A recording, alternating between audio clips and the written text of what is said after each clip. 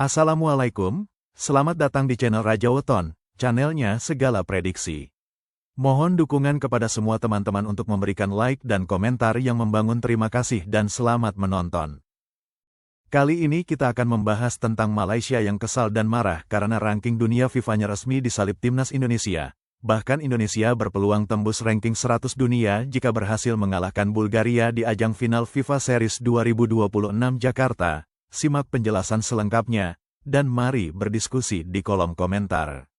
Kalau kita bicara soal rivalitas di Asia Tenggara, mungkin nggak ada yang sepanas Indonesia lawan Malaysia di lapangan hijau. Nah, baru-baru ini ada satu pergeseran di peringkat FIFA yang seolah menyulut kembali api persaingan abadi ini. Dan ini mengubah peta kekuatan secara dramatis loh. Yuk kita bedah bareng-bareng apa yang sebetulnya terjadi. Jadi ceritanya ini soal dua arah yang benar-benar berlawanan. Di satu sisi kita lihat timnas Indonesia lagi dalam tren yang menanjak terus, mengesankan. Tapi di sisi lain, rival abadi kita, Malaysia, performanya justru dianggap banyak orang lagi, mandek di situ-situ aja. Nah, perbedaan nasib inilah yang sekarang jadi sumber ketegangan baru. Oke, kita masuk ke bagian pertama, peringkat baru, rivalitas lama. Guncangan di peringkat FIFA. Nah, pembaruan peringkat FIFA yang paling baru ini membuat semuanya jadi resmi, ya. Untuk pertama kalinya setelah penantian yang cukup lama, Indonesia sekarang posisinya ada di atas Malaysia di peringkat dunia. Dengerin baik-baik ya, ini tuh bukan sekedar angka di atas kertas, bukan. Buat kedua negara, ini adalah sebuah momen yang, bersejarah.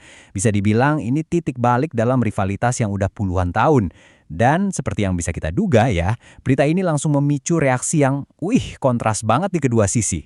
Nah ini dia, dua negara, dua reaksi. Sebuah kisah tentang krisis dan euforia. Jadi gimana berita ini diterima di masing-masing negara? Wah, reaksinya benar-benar terbelah dua. Di satu sisi ada krisis yang dalam banget, sementara di sisi lain ada euforia yang meluap-luap. Kita mulai dari Malaysia dulu.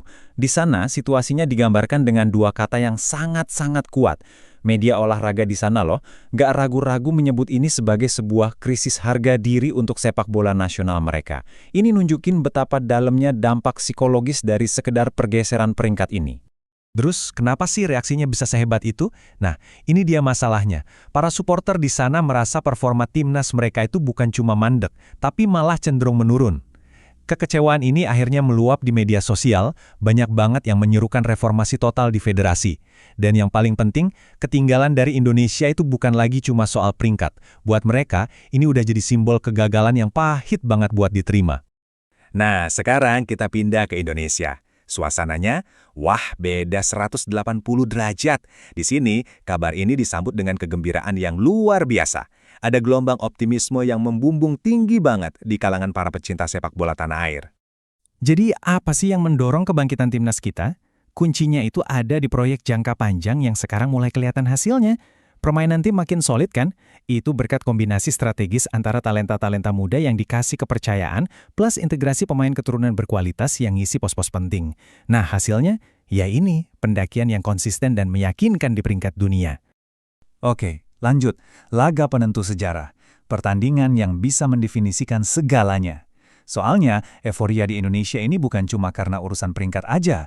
Di depan mata kita nih, ada satu pertandingan yang benar-benar bisa jadi penentu sejarah. Laga yang bisa mengukuhkan status baru kita sebagai kekuatan di kawasan ini. Pertandingan apa itu? Nah, ini dia. Sebuah kesempatan emas menanti timnas kita di final FIFA Series 2026 Jakarta. Lawannya nggak main-main. Bulgaria. Tim kuat dari Eropa.